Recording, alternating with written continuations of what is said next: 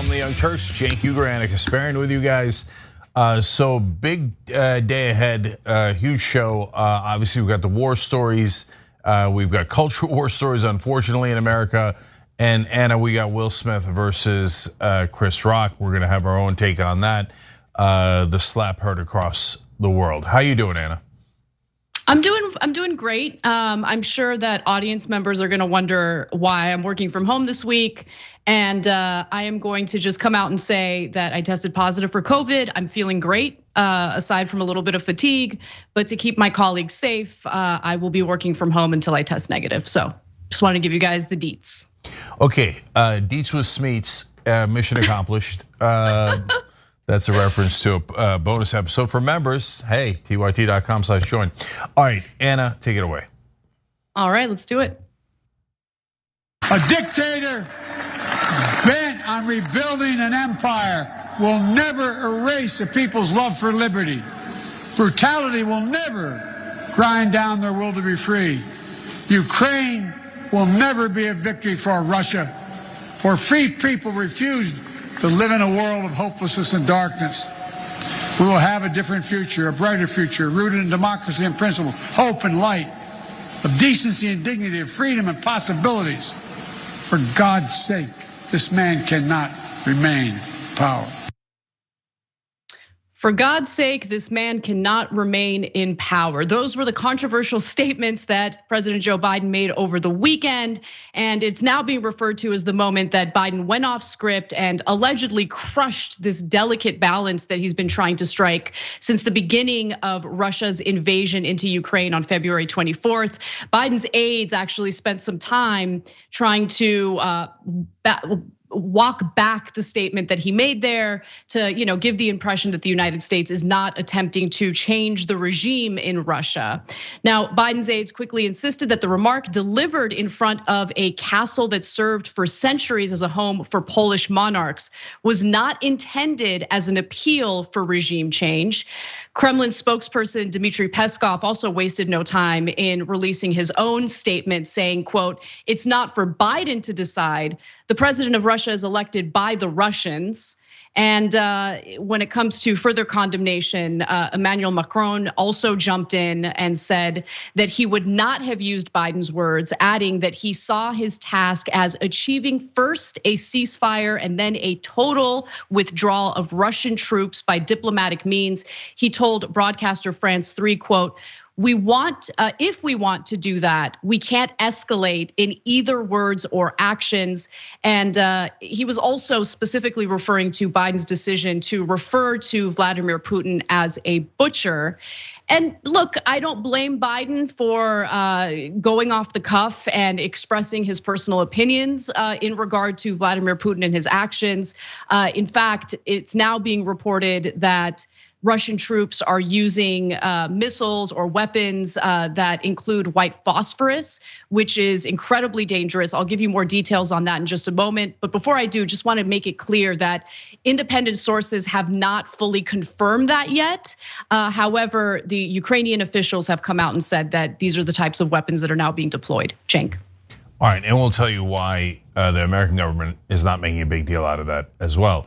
So first on Biden's speech, it was actually a really strong speech, well-crafted, tough, but walked the right line, really well received all around, except for that last improvised sentence. And now, of course, it's a big one. And so we always push for everybody to be more authentic, people in news, people in politics, except these cases. And so there's a reason why there's a script, because these are delicate negotiations. And you could say it's silly. Okay, fine, fair, it's silly. But is it important? Yes, it definitely is important.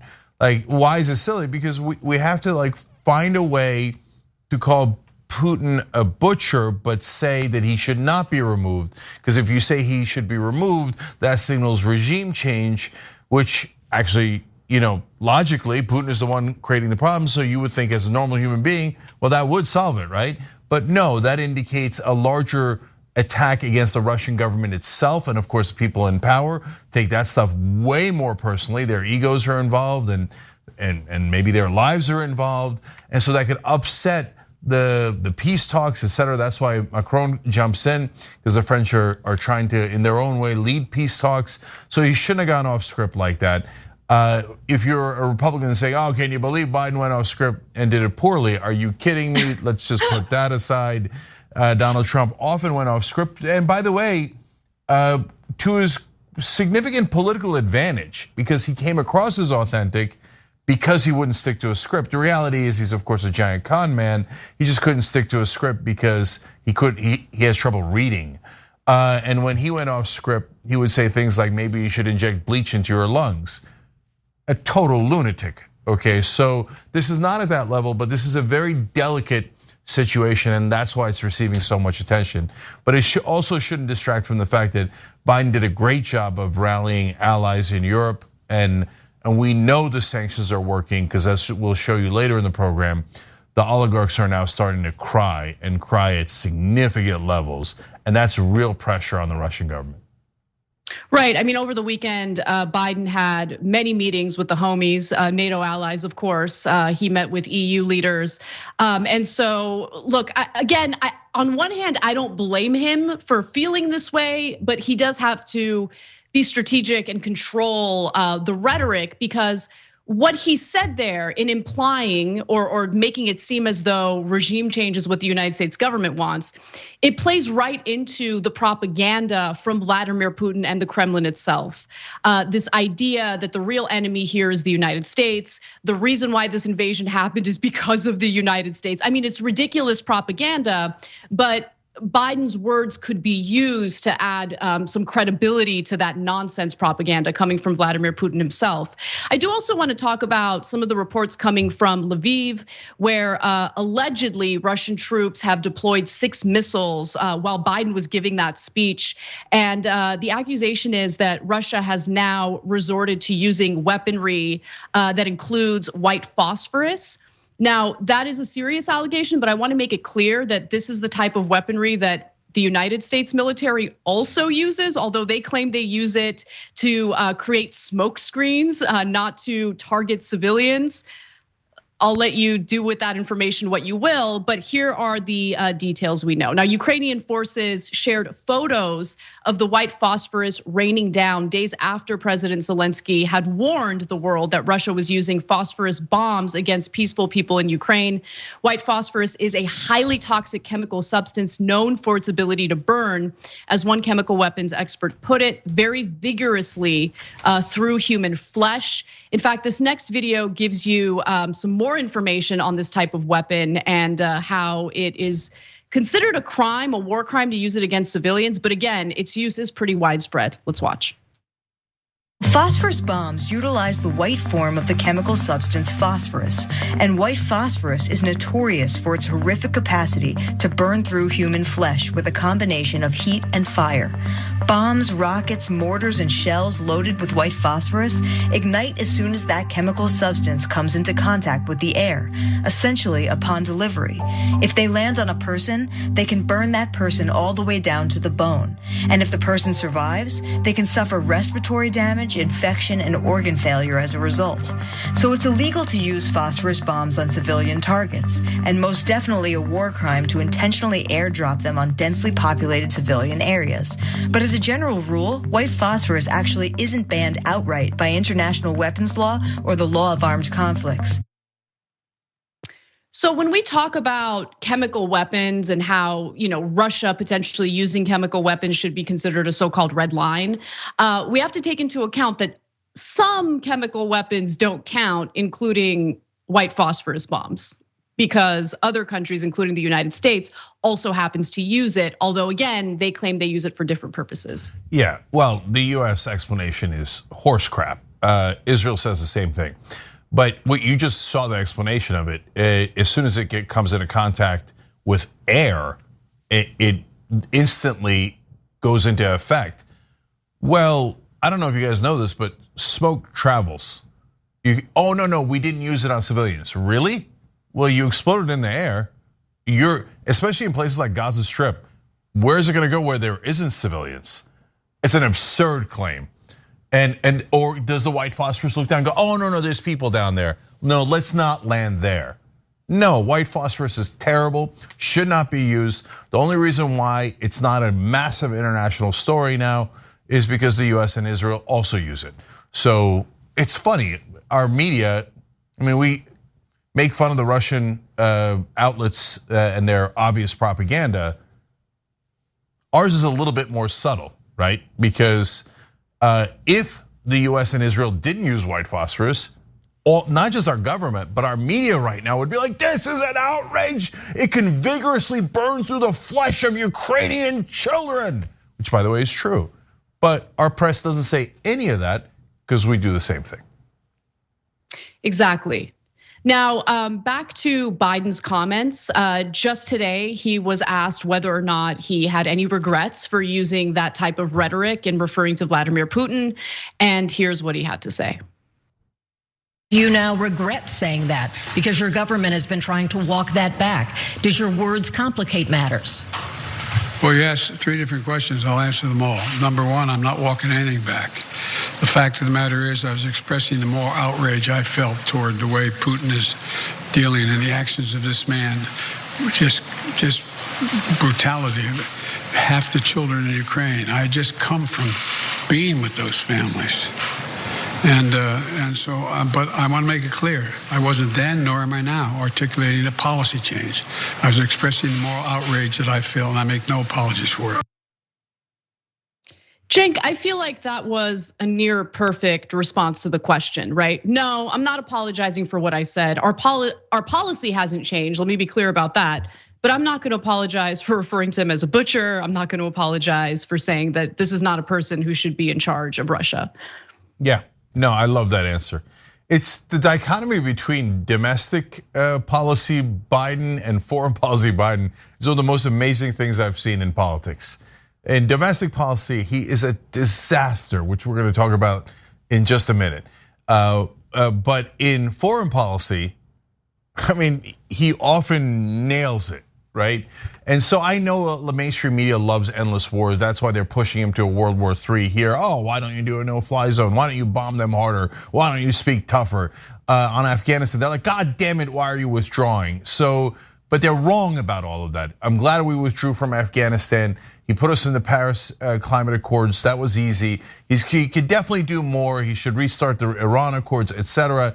But overall in Ukraine, he's walked that line nearly perfectly. And here, even when he got it a little bit wrong with that last sentence, his follow-up to that reporter, I agree with Anna, was near pitch perfect. So goddamn right, Putin's a monster, but no, we're not changing our policy. Well, why don't we move over to domestic policy? Because Biden has engaged in a little bit of performative politics here. And I say performative because let's just be absolutely clear, this proposal is going nowhere. But you should know the details of what Biden has proposed in his latest budget. So let's do it.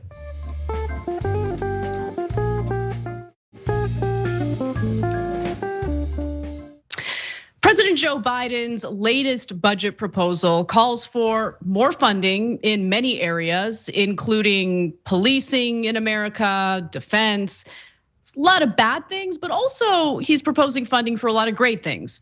The big takeaway here, though, is none of it is likely to happen with the exception of additional defense spending. Let me give you the details. Now, Biden will request $813.3 billion in national security spending, and that's an increase of $31 billion or 4% from the 2022 budget, and that's according to people familiar with the proposal. Now, just to break it down a little further in regard to the proposal for defense funding, the funding for the Defense Department will also include $4.1 billion to conduct research and development defense capabilities. Okay, let's just pause for a second. We'll come back to this graphic. Do these private military contractors not have enough profit? Do they not have enough resources to conduct their own research and development? Like, why does the federal government, with the use of taxpayer money, need to give this to defense contractors to do their research and development? I mean, this is just a perfect example of how rigged this system is thanks to legalized bribery. Defense contractors fund the politicians, and then the politicians give them all sorts of goodies, including funding for research and development. It's mind-blowing. But let me give you more details here. Nearly $5 billion for a space-based missile warning system to detect global threats, and nearly $2 billion for a missile defense interceptor to protect the United States against ballistic missile threats from states like North Korea and Iran. There's also some funding there for veterans, which I have absolutely no problem with. I think this makes a lot of sense. The White House will, for the first time, propose that Veterans Affairs medical funding be given its own discrete stream of funding.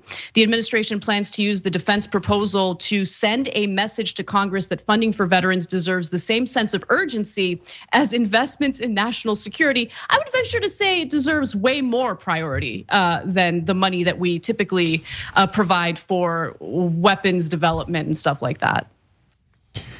Yeah, so the budget has to pass. So some version of this will pass. So what will remain in the bill and what will be stripped out is the question. So all the defense spending will remain in the bill and maybe even be increased. Anything that helps corporations and donors will remain or be increased. There'll be a lot of talk about deficit reduction, but they will do as little of that as possible. It's always marketing. Not one person in Washington means it. No corporate Democrat means it, no Republican means it. It's just a talking point. So in terms of marketing, Biden's saying we're gonna reduce the deficit over 10 years by $1 trillion. No, he won't. And this one is not because he doesn't want to. He loves being a deficit hawk. That's kind of a Republican position overall. So he'd like to be right wing like that. But the problem is the only way to do it these days is to increase taxes on the rich. So he included that in the proposal so he could have good marketing around that. Hey, I'm fighting the deficit, plus I'm gonna tax the rich, right? But those two things will not happen. There's no way in the world they're gonna happen. Not only is Manchin and Sinema opposed to it, Manchin says he loves his billionaires and those poor guys shouldn't get taxed. So that's obvious. And the only reason why it's not gonna happen, it's enormously popular, by the way. Almost everybody in America agrees to it. It only applies to people making above $100 million, okay? But the people making above $100 million or have assets of above 100 million, they're the ones with almost all of the power. So they're not gonna let their servants that are the senators and congressmen pass this, including their Democratic servants. By the way, speaking of which, top hostess, if you will, of the rich, Nancy Pelosi, also against it. She's made that clear in private conversations. Why? She's also spectacularly wealthy, and so are almost all of her donors. So what you're seeing, guys, is a lot of nonsense talk, and you'll see months of it from the mainstream media, pretending as if there's anything real happening in negotiations. But we can tell you ahead of time right now, the day that it is proposed, what will and won't be in it, and you will see that we are 100% right, because the only thing that dictates policy in Washington is corruption.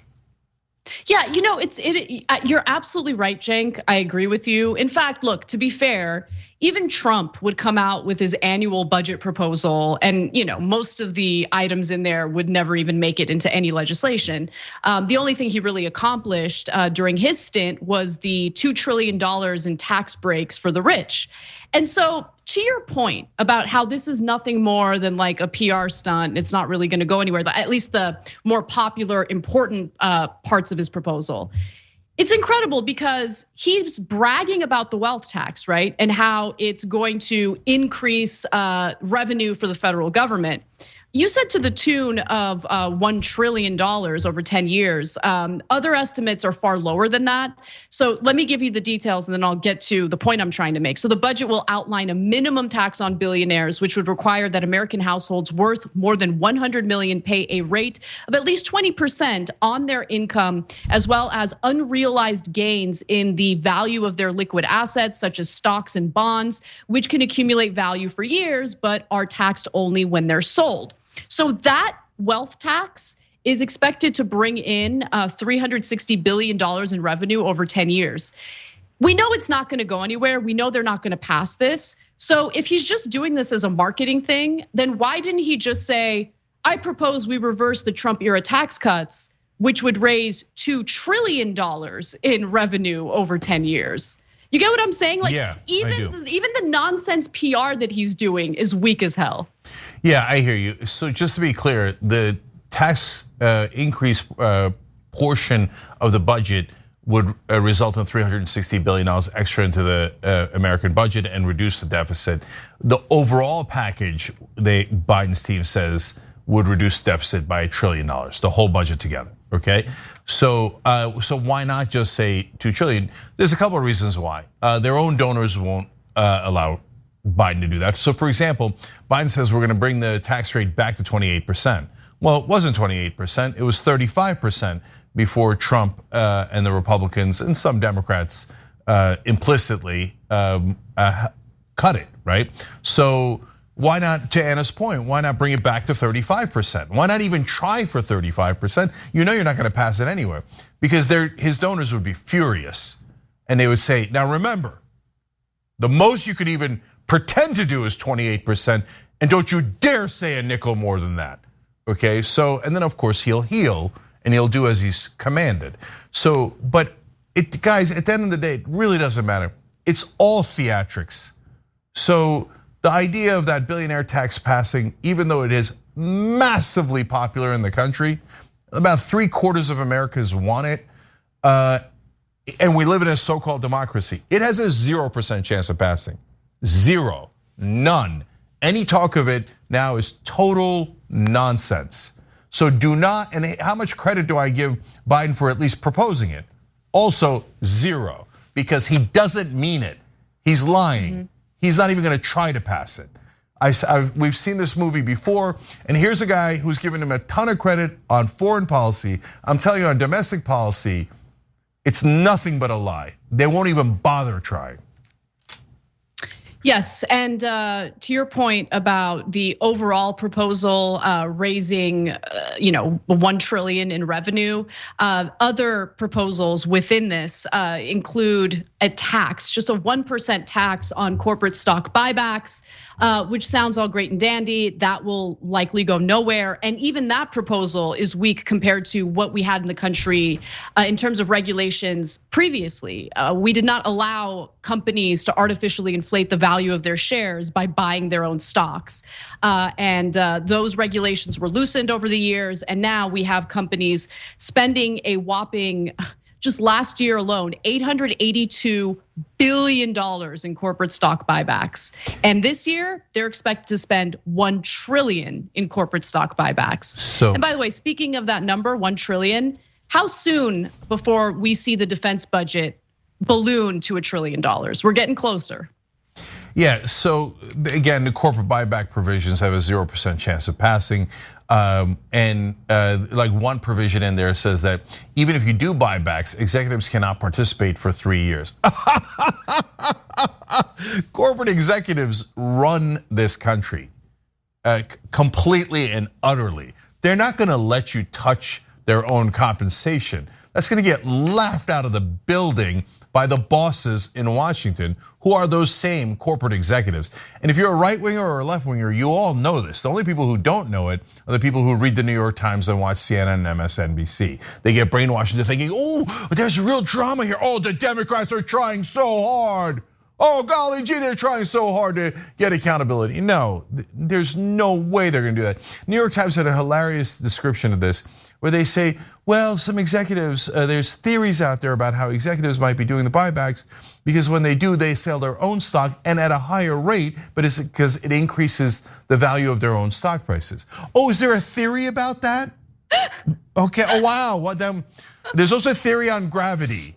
Yeah, it's they're not, neither one of us actually fits the definition of what we colloquially think of as a theory. No, if you take a step off a building, you're gonna fall. Gravity is real. And corporate executives don't care a little bit about their compensation. They're obsessed with their compensation. Everything they do is to get a higher compensation. That's why they're doing hundreds of billions of dollars in stock buybacks. And there's no way in the world that their own servants, the politicians, are going to defy their masters. No, they will heal, they will get back in line. No good part of this bill will pass. Well, we're gonna take a break, but don't you worry. When we come back, we have more news for you, including a federal judge making it clear that he believes that Donald Trump has committed felonies. We'll give you the details on that and more when we come back.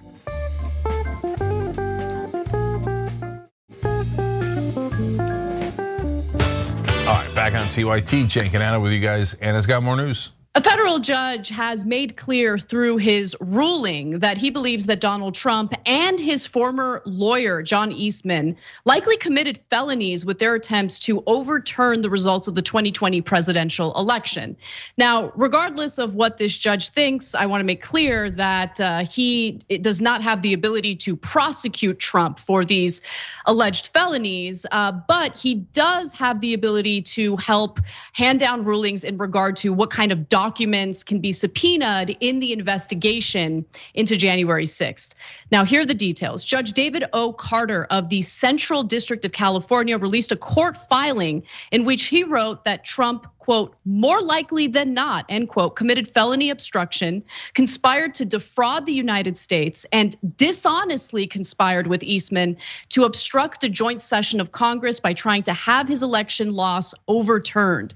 Carter also ordered Eastman, and this is where he has some power, to turn over his emails to the January 6th committee after he refused to cooperate with their investigation after getting subpoenaed. Now, he actually issues some pretty harsh statements in this court filing. I want to read you a few excerpts from it. For instance, on page 36, he writes that the illegality of the plan was obvious. Our nation was founded on the peaceful transition of power, epitomized by George Washington laying down his sword to make way for democratic elections. Ignoring this history, President Trump vigorously campaigned for the vice president to single-handedly determine the results of the 2020 election. He continues to write that, as Vice President Pence stated, no vice president in American history has ever asserted such authority. Every American, and certainly the president of the United States, knows that in a democracy, leaders are elected, not installed. With a plan this bold, President Trump knowingly tried to subvert this fundamental principle. And then he also writes, based on the evidence, the court finds it more likely than not that President Trump corruptly attempted to obstruct the joint session of Congress on January 6th, 2021. Now, again, neither Carter nor the January 6th committee have the authority to prosecute Trump for criminal conduct. Carter acknowledges this in his statement. It's really up to the DOJ to do something about this, and he's hoping that with this type of statement, this type of filing, maybe it'll convince Merrick Garland, the Attorney General, to do something about this. He writes, more than a year after the attack on our Capitol, the public is still searching for accountability. If Dr. Eastman and President Trump's plan had worked, it would have permanently ended the peaceful transition of power, undermining American democracy and the Constitution. If the country does not commit to investigating and pursuing accountability for those responsible, the court fears January 6th will repeat itself. I would venture to say, Cenk, that those fears are very likely to come true, because the thought of Trump actually facing prosecution for these felonies is, in my mind, just completely impossible. We don't ever hold people in positions of power accountable, certainly not former presidents. Yes, so there's a couple of important things here. First of all, there's a specific crime that's mentioned: felony obstruction of justice, or in this case, of a session of Congress, right? And so, did Trump do that? Well, here's a judge stating on the record that he most likely did it. Obviously, you'd have to adjudicate it all the way through, but for the purpose of his ruling, he has to decide, was there a potential crime committed here, and should hence does Congress have the right to these documents? And he says yes. Now, was that crime actually committed? There's absolutely no question about it. I mean, Peter Navarro and Steve Bannon wrote a book about how they planned to commit that crime, and that President Trump was involved. You've got the text from Mark Meadows to Ginny Thomas, among others. Trump absolutely, positively did not want Pence, and he has said it 1,000 times publicly, did not want Pence to certify the election. That in itself is obstructing Congress in actually declaring who the actual president is. It's against the law. So just understand, there's almost no question that Trump didn't just do something wrong, he committed a crime in trying to block the certification of the election. Especially as a sitting president who was involved in that same election, it just does not get any more corrupt than that. Now, having said that, of course Anna's right. The Justice Department is led by a coward, Merrick Garland. Almost all the Democrats in leadership are cowards. They would never prosecute a fellow elite. They're too worried about their own hide. And the minute the Republicans say, oh yeah, we might do it to you, they will back away and run away from the building like their hair is on fire. Donald Trump has already committed many obvious crimes. I mean, look, I can give you half a dozen, but there's no one thinks that there's any dispute that he paid hush money to his mistresses during the campaign. That's a clear campaign finance law violation. It is a crime, and his co-conspirator already went to prison for it. There's absolutely no doubt. And still, DAs who are largely Democratic in those cities and states like New York are also incredible cowards, and they also get hints, etc., from Democratic leadership. Don't do it. We're just doing theatrics here. We're just trying to do marketing, raise more money, and win more elections. But there's no, like, it would be shocking if they held Trump accountable for the many crimes he's committed, including the crime against our own democracy.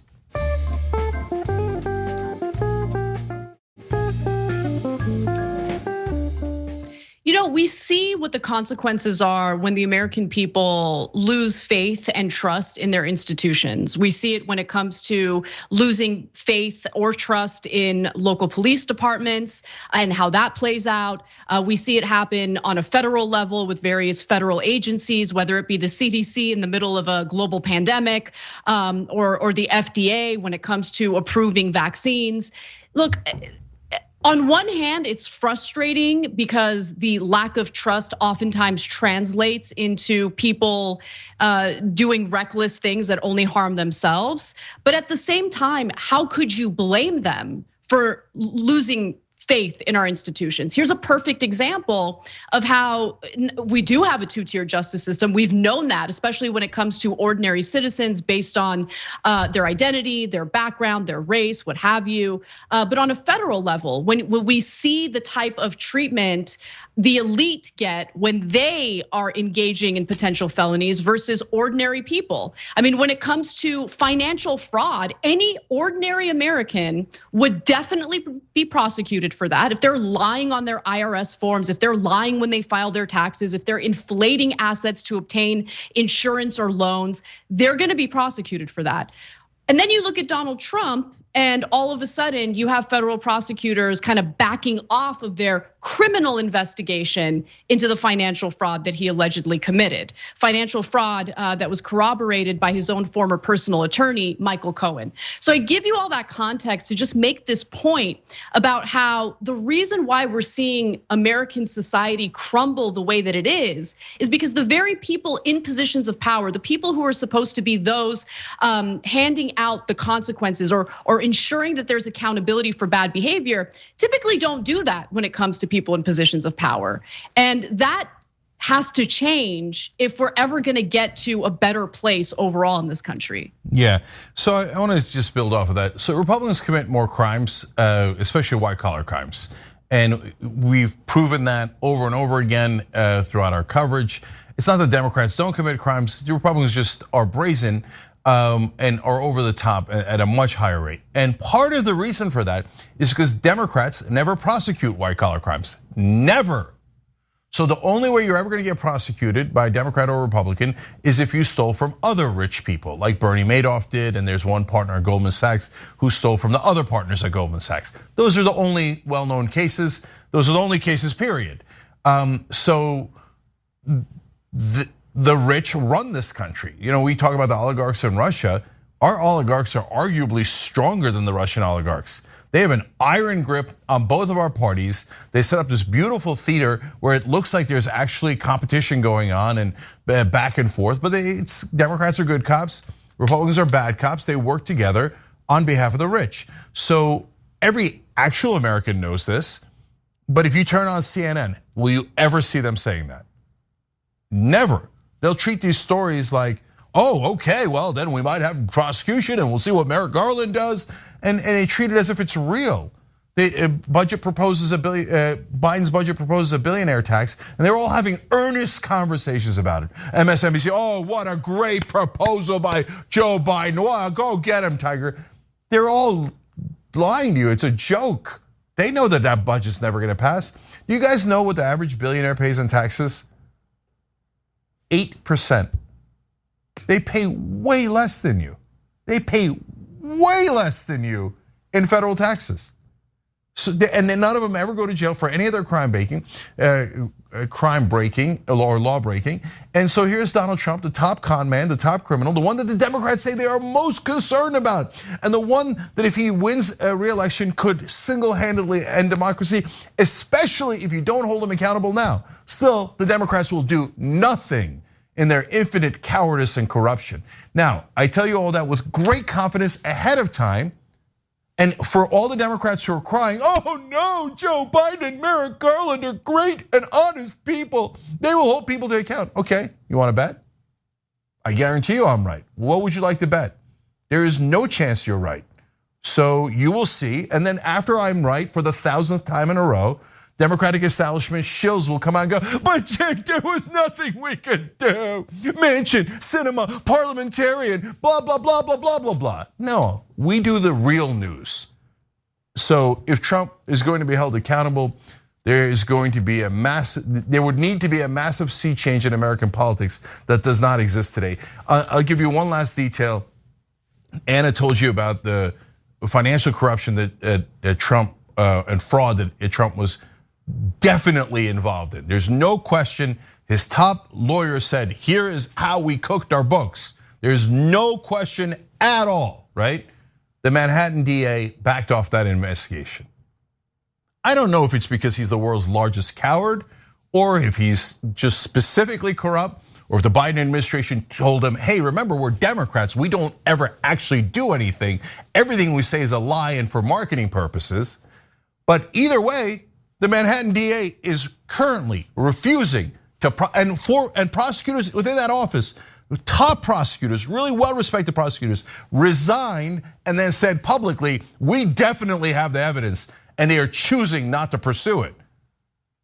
So the system is rigged, and ironically, it's rigged in favor of Donald Trump by Democrats. So when you have a party this complicit, this corrupt, that's when fascism sees an easy rise to power. And that's exactly what we're in the middle of right now.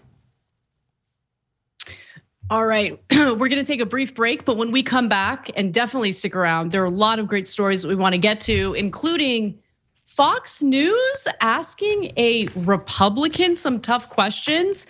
Rick Scott in the hot seat. We'll give you that story and more. And later, we'll also, of course, talk about the moment from the Oscars that everyone's talking about.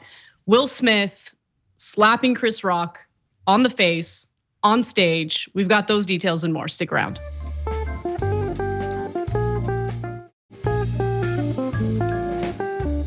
All right, back on TYT, Cenk and Anna with you guys. Anna's got more news. All right, let's do it. That would raise taxes on half of Americans and potentially sunset programs like Medicare, Medicaid, and Social Security. Why would you propose something like that in an election year? It's rare, but this is one of the few times a Fox host asks a Republican that's of course a hard the question. Democrat talking points. It's a No, it's in the plan. It's in the plan. But here's let's think about reality for a second. First off, let's talk about Medicare. But Senator, hang on, John. So it's not a Democratic talking point. It's in the plan. That's right. Fox News every once in a while will ask a Republican a tough question, especially when that Republican has a proposal that could lead to political suicide for the Republican Party. So Rick Scott has continued pushing his proposal. He refers to it as Rescue America, which would, of course, make the poorest Americans pay federal income taxes. And it would also lead to the very popular universal programs of Social Security and Medicare to sunset after 5 years. So that's what he got called out on. And he really struggled to answer those questions because, again, the host is asking him about what he's reading specifically from the proposal itself. And Scott tried to pretend like that's not the case. Later in the interview, he said, "No one that I know of wants to sunset Medicare or Social Security, but what we're doing is we don't even talk about it." He asserted that the plan was about reorganizing such programs because, quote, "we ought to figure out how we preserve those programs." Now, clearly he has no interest in preserving those programs because, again, his plan would lead to these popular universal programs to expire, to essentially lose the funding necessary. And the reason why the Republican Party overall, including Republican leadership, has slapped this down is because these are programs that are incredibly popular even among Republican voters. For instance, why don't we take a look at Social Security? A public policy polling survey conducted in 2018 found that 56% of those who voted for Donald Trump and 55% of those who identify as Republican would be more likely to vote for a candidate who, quote, supported expanding and increasing Social Security. And the results are even more significant when you take a look at Medicare. So large majorities across demographic groups say Medicare is important to them and their families. If you look at party identification among Democrats, we're talking about 88%. Among Republicans, we're talking about 77%. These are people who love Medicare, in fact, would like to see it expanded further. Cenk. Well, Rick Scott's been trying to destroy Medicare for a long time. He committed the largest Medicare fraud in American history when he was CEO of a healthcare company. And if you think that's an exaggeration, you can go ahead and look it up. Just Google it, you'll see. In fact, it was the largest fraud against the American government at that point. But Republicans don't look at criminals, mainly white collar criminals, and think bad guy. They think smart, savvy guy who knows how to rob us blind. Oh, please take my money, sir, and destroy Medicare while you're at it, sir. So they've elected him many times. So he thinks, let me just finish the job. I stole tons of money from them. What did he get? About $300 million in compensation for that theft. And by the way, the company was criminally convicted. So there's no question about any of this. Rick Scott is one of the biggest criminals in American history. And now he's going and saying, well, look, I don't think they'll sunset Medicare and Social Security, but they would have to have an affirmative vote in a direction to say that they're going to keep it. You see a lot of affirmative votes in Congress? No, anybody can stop a vote. Just say filibuster, Manchin, Sinema, Republicans, it doesn't matter. They'll end Social Security and Medicare instantly. But by the way, why though, when even an overwhelming majority of your voters want it? Because the rich don't want it. It bothers them. They're like, wait, now if we got Social Security and Medicare, then people retire at the age of 65. I don't want them retiring. I want them back in the mindset. I want them to keep working. And if they get healthcare, they won't be beholden to me. They won't be my slave. So they can just then get healthcare and retire. And then they contributed it in and the government gives it back to them instead of handing it to me. Nah, they hate it. They've been trying to kill Social Security. Republicans have been trying to kill Social Security and Medicare since the day that it was launched. Well, they fought tooth and nail against FDR to make sure it didn't get launched. So it's not the problem that other Republicans have with Rick Scott is not that he's trying to kill Medicare and Social Security. It's that they think he's being ham-handed about it, that he's being too obvious. Yeah. They're right. Like, no, you idiot. We're trying to kill it in a much more subtle way. And they almost pulled it off under Obama, where McConnell got Obama to propose cutting Social Security and then laughed at him and blamed him for it. And so this is as old as time. It's just Rick Scott is doing it in a clumsy way. Yeah, I love that you brought up what happened during the Obama administration. That's my favorite example. And the fact that Obama fell for that garbage just shows you he's a smart guy, except when it comes to Republican strategy, he fell for it. He would take the bait and it was a disaster. But I do want to just quickly point to the reason why these programs are popular in the first place. The reason why they're popular, the reason why they have enjoyed the longevity that they have is because of the fact that they're universal programs. Everyone pays into it. Everyone benefits from it. Even if you're ultra wealthy, you pay into it. And if you want, you get to take advantage of that program later. Obviously, no one can survive just on Social Security during retirement. But it's been a tremendously important program in providing supplemental income for retirees, ensuring that people are made whole and that they don't end up on the streets in their senior years. And so when we're talking about policy proposals and why it is that you want it to be universal rather than means tested, this is why. You want programs that everyone gets to take advantage of. You don't pick winners and losers. And yes, as long as everyone pays into it, everyone gets to take advantage of it. So it's just something to keep in mind as Democrats continue putting out or rolling out proposals that are like so heavily means tested that of course the most affluent people in the country are gonna fight back against it. So that's my only commentary here. Yeah. And I love the fact that Rick Scott is such a moron that he doesn't understand that just brazenly attacking tremendously popular programs ain't gonna fly. Right, but there's one other dynamic here that's really important, and he's not strictly a moron. There is a real reason why he's doing it. So, but first, I just wanna make a quick point about two of the things we were discussing. On Social Security and Medicare, the Republicans have been calling it an entitlement this whole time. They're like, oh, look at these people, they feel like they're entitled.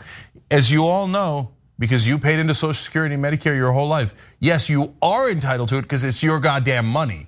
But then the Republicans make it seem like, oh, I guess you just feel entitled to the money. Yeah, I'm entitled to that money and you're not allowed to steal it, Rick Scott, okay? And he's like, oh, God damn it, why aren't I allowed to steal it? So that's who Rick Scott is. And I can say all of this brazenly on air because it's true. Rick Scott, come at me, bro. Right, he won't because he's a crook and he's a criminal. And the rest of the mainstream media, they report it, you can look it up. But then when they talk about Rick Scott, they will not clarify that he's one of the biggest criminals in American history. It's amazing. All right, so that leads us to the taxes. He wants to raise taxes on 50% of the country. And where does he want to concentrate the extra taxes? The poor and the middle class. I'm not exaggerating. Meanwhile, Biden proposed earlier today a bill that would hit people with people that have assets over $100 million. That has no chance of passing because it affects the rich. It's intensely popular. The Democratic proposal is, wait, the billionaires pay 8% in taxes on average. That's a crime, that's unbelievable. And they have plenty of money. They should pay their fair share. Now the Democrats don't mean it, but rhetorically it's true, and I wish to God they meant it because that makes sense. The Republicans now, through Rick Scott, are saying, no, leave the poor rich alone. Let's hammer the poor and the middle class and raise taxes on them. So why is he doing it? Okay, there's an internal battle within the Republican Party. And on one side is Trump and fellow criminals like Rick Scott. So both Trump and Scott, to be fair to them, we say they're stupid, but are they? They've both made hundreds of millions of dollars ripping people off. And they both committed crimes. They've both gotten away with it. And they're both spectacularly wealthy because they're lifelong criminals. And they understand that this system, the minute you steal the money, and as long as you stole enough of it, right? Once you have it, then you're above the law. And you're never gonna be held accountable. So he's going with the blunt instrument. Let's just steal all their money now. Let's go get the poor and the middle class, then let's rob them like Trump wants to. McConnell is on the other camp. McConnell is a more crafty thief. And he's been milking the American people through decades. But there's a power struggle within the Senate. So McConnell says, I'll go to graphic 4 here. We will not have as part of our agenda a bill that raises taxes on half the American people and sunsets Social Security and Medicare within 5 years. That will not be part of the Republican Senate majority agenda. While they were in a press conference together, McConnell made a reference to Rick Scott, who had already walked away from McConnell and walked away from the press conference. So it's clear to me that Trump is going to put somebody like, if he wins, is going to put someone like Rick Scott in charge and say, let's hurry up on the theft, right? And so that's the battle, Rick Scott versus Mitch McConnell, but Scott is a proxy for Trump. So this is Trump versus McConnell. And one is saying, let's steady as we go. We've been robbing this country blind for 40, 50 years. Don't get overly greedy. And the other side saying, there's no law anymore. Just take the goddamn money and give it to us.